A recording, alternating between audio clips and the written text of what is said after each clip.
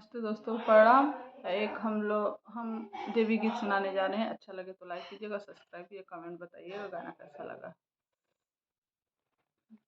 पुरबाही देशवा से अइली एक धोबिनिया, हो की धोवे लगली ना, हो की धोवे लगली ना। देवी मैया के चुनरिया, हो की धोवे लगली ना। देवी मैया के चुनरिया, हो की धोवे लगली ना।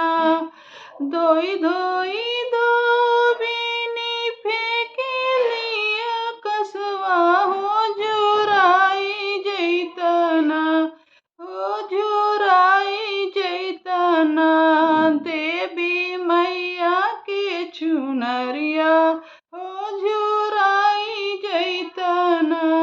देवी मैया के चुनरिया, हो झुराई जैतना।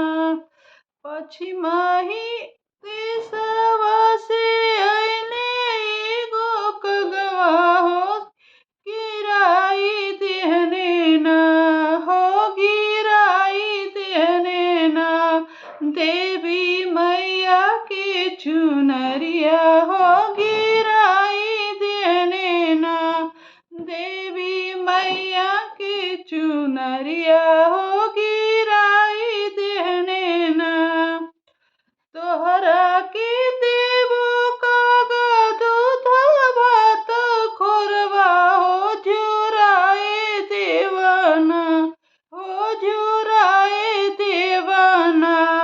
देवी मैया के चुनरिया, हो